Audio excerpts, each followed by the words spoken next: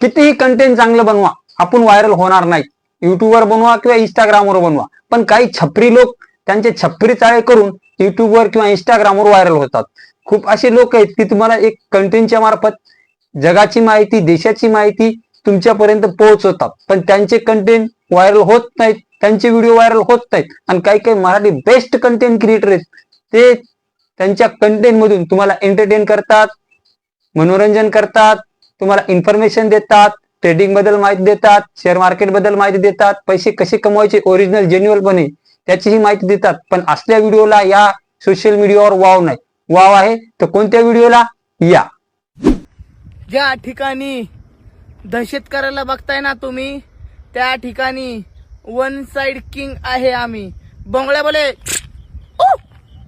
आणि किती बी समोर येऊ दे त्यांना बस, किती बी समोर येऊ दे त्यांना एकटं बस. अरे उंच तर उंटही असतो, पण जंगलाचा राजा सिंह असतो, सिंह. चांगला बोले. कौन है ये लोग, कहां से आते हैं ये? रस प्यायला ये म्हणलं माय, चिंगळ्या बोले कू, येती का यावंच लागतंय, समजदार को इशारा कॉपी. हे असले छपरी व्हिडिओ बनवून मिलियन व्ह्यूज मिळवतात, पण इथं खरंच ओरिजिनल कंटेंट जे लोक टाकतात, माझ्या भगिनी भाऊ जे युट्यूबवर काम करतात, ते परेशान आहेत की आमचा व्हिडिओ व्हायरल कधी होणार आहे आणि कसा होणार आहे, आम्ही काय युट्यूबवर टाकू की आमचा व्हिडिओ व्हायरल होईल. पण असलं काहीही होणार नाही मित्रांनो. मी हिंदीमध्ये युट्यूबवर काम करत होतो, तेव्हा हिंदीमध्ये एवढी अडचण जात नाही आपल्या व्हिडिओ व्ह्यूज आणायला आणि व्हिडिओ व्हायरल करायला. पण मराठीमध्ये खूप अडचण जाते. मराठीमध्ये व्हिडिओ बनवायचा म्हणले ते व्हायरलही होत नाही, जास्त व्ह्यूज येत नाही. का? कारण की आपल्या महाराष्ट्रीय लोकांना काय छपरी व्हिडिओ बघायची खूप सवय. रस प्यायला ये म्हणलं माय, ये ना माय रस प्यायला ये. येतीच काय, यावंच लागतंय. चिंगड्या बोले कू. काय या डायलॉगवर हसाव की रडाव, या कोणत्या पद्धतीचं कंटेंट आहे मला आणखीनही समजलं नाही मित्रांनो. असो, ज्याची त्याची इच्छा, ज्याची त्याची आवड, तुम्हाला जे आवडतं ते पाहणार तुम्ही. पण मला असं वाटतं महाराष्ट्रातले भिकार चाळे करणारे लोक महाराष्ट्राचा भविष्य काय देतं यावर थोडासा विचार करावा लागेल. जाऊ द्या, एवढा मोठा विचार करणार आहे मी. एवढा मोठा माणूस नाही की तज्ज्ञ नाही, तेवढा शिकलेला नाही, वेल डॉक्टरेट कित्येक याच्यामध्ये डॉक्टरी घेतलेला माणूस नाही, सर्वसामान्य शेतकऱ्याचा मुलगा आहे. असो, ज्याची त्याची इच्छा. तर मित्रांनो, तुम्ही थंबनेल बघितलंच आहे, तुम्हाला थंबनेलवर दिसले असेल की हा जर व्हिडिओ बघितला तर तुम्ही युट्यूबवर काम नक्कीच करणार.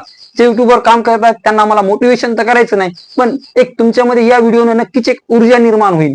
या व्हिडिओने नक्कीच तुम्हाला युट्यूबवर काम करण्याची आतून शक्ती तयार होईल. ती कशी आपण पाहणार आहेत मित्रांनो. युट्यूबवर काम करत असताना मी खूप लोक पाहतो किंवा खूप आपले क्रिएटर पाहतो, खूप परेशान होतात. खूप लोकांचं ऐकतात की वर्क स्टुडिओ मध्ये जा, हे कुठाने करा, इथं काड्या करा, ही सेटिंग करा, ती सेटिंग करा. काहीही करायची गरज नसते मित्रांनो. मेन चॅनल बनवताना तुम्ही सेटिंग केली नाही, बाकीचे कुठाने करायची काहीच गरज नसती. फक्त विषय असा आहे की आपण भरकटतो, दुसऱ्याची व्हिडिओ जास्त बघतो आणि स्वतःच्या कंटेंट कडे लक्ष देत नाहीत. आपण यानं कसं केलं, त्यानं कसं केलं, यानं टॅग कसे लिहिले, यानं थंबनेल कसं बनवलं, याने हॅशटॅग कोणते टाकले, याने डिस्क्रिप्शन मध्ये काय टाकलं, आपण खूप कुठाने लोकांचे चावतो आणि मग आपलं कंटेंट तयार करतो. यामुळे आपलं कंटेंट मध्ये तेवढी क्वालिटी राहत नाही, त्यामुळे आपला व्हिडिओ व्हायरल होत नाही. व्हायरल होऊ द्या, जास्त व्ह्यूज पण येत नाहीत. माझ्याच व्हिडिओवर व्ह्यूज येत नाहीत. माझ्याकडे 7-8 वर्षाचा एक्सपिरियन्स असून युट्यूबवर मराठीमध्ये मी फेल झालेलो आहे. बस हवा निकल गई. पण ही काळ्या दगडावरची रेष आहे की मी युट्यूबर होणार आहे आणि तुम्ही याचे साक्षीदार राहणार आहेत मित्रांनो. युट्यूबर मी होणार आहे, ही काळ्या दगडावरची रेष आहे आणि याचे तुम्ही साक्षीदार राहणार आहेत मित्रांनो. व्हिडिओमध्ये मी ज्या समोर तुम्हाला दाखवणार आहे त्यामुळे तुम्हाला एक आश्चर्य वाटेलच मित्रांनो. सर्वात अगोदर हे बघा, मी आतापर्यंत शिकलेले ऍप मोबाईलवर सांगतोय, कारण की पीसी अफोर्ड करायचे काही विषय नाही, पण पीसी मी का यूज करत नाही त्याचं उत्तर समोर देणार आहे मित्रांनो.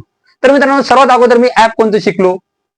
विटा, त्यानंतर काइन मास्टर, त्यानंतर अलाइट मोशन, त्यानंतर व्हीएन, त्यानंतर कॅपकट, त्यानंतर फिल्मोरा. तर मित्रांनो, एवढे सगळे मी ऍप पूर्णपणे शिकलो आणि या सर्व ऍपचा यूज करून मी व्हिडिओ एडिट करत होतो. आतापर्यंत मी खूप ऍपवर काम केलेलं आहे आणि आता युट्यूबवर करतो आणि समोरही युट्यूबवर करणार आहे. तर मित्रांनो, हे मी का सांगतोय, हे एवढे मी सगळे ऍप यूज करतो. या ऍपची कुठलीही सेटिंग असो, काहीही असो मित्रांनो, कोणत्याही ऍपचे थोडाफार चेंजेस असतो, इफेक्ट मध्ये चेंजेस असतो, पण ऍप एडिटिंगला सर्व 50% तर सेम असतात, 50-75% सेम असतात. तर मित्रांनो मी हे तुम्हाला का सांगतो की हे ऍप मी शिकलो, युट्यूबवर माझा इतक्या वर्षाचा अनुभव आहे. मित्रांनो तुम्हाला वाटत असेल की हा चष्मा घालून शायनिंग मारत आहे. विषय शायनिंगचा नाही मित्रांनो, विषय आहे विजनचा. हसण्यासारखी गोष्ट आहे. आणि मी जे आता समोर तुम्हाला बोलायलो हे तुम्ही मला सहानुभूती दाखवावे किंवा सहानुभूतीमुळे तुम्ही माझ्या चॅनलला सबस्क्राईब करावे असं माझं म्हणणं कधीच नाही. तर मित्रांनो तुम्हाला दाखवतोच आता. मी हे जे चष्मा घालतो हे शायनिंग मारण्यासाठी नाही घालत मित्रांनो, माझं खूप कमी विजन आहे. आता माझ्या समोर जे मोबाईलवर मी व्हिडिओ शूट करतोय, ट्रायपॉडवर जे माझा मोबाईल ठेवलेला आहे ते पण मला दिसत नाही. पण मी युट्यूबवर काम करतो, चांगल्या प्रकारे थंबनेल बनवतो, चांगल्या प्रकारे व्हिडिओ एडिट करतो, चांगल्या प्रकारे व्हॉइस एडिट करतो, म्हणजे चांगल्या प्रकारे करतो माझ्या मते तर. आणि तुम्हाला जर वाटत असेल की आणखीनही व्हिडिओ एडिटिंगवर मी व्हिडिओ आणाव, ध्रुव राठी, नितीश राजपूत, इमान गजनी, अली अवतार यांच्यासारखे व्हिडिओ एडिटिंग जर तुम्हाला शिकायचे असेल तुम्ही मला कमेंटमध्ये नक्कीच सांगा, मी त्याच्यासाठी पण व्हिडिओ आणायला तयार आहे. पण मित्रांनो मी तुम्हाला शिकवणार आहे मोबाईलवर, कारण की पीसी मला दिसत नाही, मोबाईल दिसतो थोडाफार, त्यावर मी एडिटिंग करतो. तर मित्रांनो माझं म्हणणं इतकंच आहे की माझं विजन इतकं कमी असून, तुम्हाला वाटल्यास बघा तुम्ही, माझं विजन कमी असून मी इतकं काम करतो युट्यूबवर, एवढं शिकू शकतो. तुम्ही ते धडधाकट आहात. तुम्हाला काय झाले? युट्यूबवर तुम्ही 2-4 व्हिडिओ टाकले की म्हणता काय व्हायरल होईन, आता काय करावं, कोणता व्हिडिओ बनवू, कशा प्रकारे बनवू, असलं काहीच नाही मित्रांनो. सर्वात अगोदरच तुम्हाला 2 गोष्टी सांगतो मित्रांनो युट्यूबवर काम करायचं असताना आणि माझा व्हिडिओ संपवतो. मित्रांनो युट्यूबवर काम करताना एक गोष्ट लक्षात ठेवा, लोक करतात म्हणून तुम्ही ते करू नका. आतून तुम्हाला काय येतं, तुम्ही काय शिकू शकता, तुम्ही काय करू शकता. तुम्ही कॉमेडी करायची तर कॉमेडीच करा, तुम्हाला कुकिंग शिकवायची तर कुकिंगच शिकवा, तुम्हाला ड्रेसिंग बद्दल माहिती द्यायची तर ड्रेसिंग बद्दल द्या, डान्स येत असेल तर डान्स बद्दलच शिकवा. म्हणजे तुम्हाला जी कला आहे तीच शिकवा. अन्यथा तुमच्यामध्ये चांगलं भाषण करण्याची कला आहे पण तुम्ही कविता म्हणून दाखवायली, ती येणार नाही ना क्वालिटी तुमच्यामध्ये. त्यामुळे तुम्हाला जे येतं तेच करा. आणि मित्रांनो कोणाच्याही दुसरी गोष्ट सांगायची मेन म्हणजे, कोणीही तुम्हाला सांगत असेल की युट्यूबवर व्हायरल होण्यासाठी हे कुठे करा, YT वर जा, ते करा, ही सेटिंग बदला, ती सेटिंग बदला, असला काहीच करायची गरज नाही. तुमचं रिअल कंटेंट टाका, एक ना एक दिवस तुम्ही व्हायरल होणार आहेत, तुमचा व्हिडिओ व्हायरल होणार आहे आणि तुम्ही चांगल्या प्रकारे युट्यूबवर ग्रोथ करणार आहेत.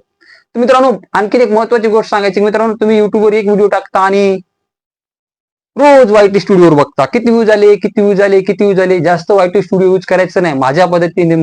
माझ्या पद्धतीने जर सांगायचं झालं तर YT स्टुडिओचा कमीत कमी उपयोग करा.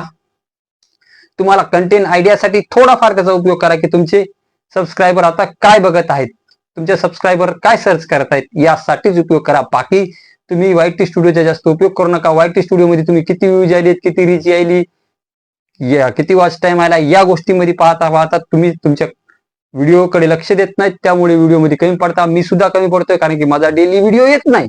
त्याच कारणामुळे येत नाही, कारण की मला खूप कामं असतात मित्रांनो. तर मित्रांनो व्हिडिओ कसा वाटला मला कमेंटमध्ये नक्कीच सांगा आणि भेटू पुढच्या व्हिडिओमध्ये. जय हिंद, जय महाराष्ट्र.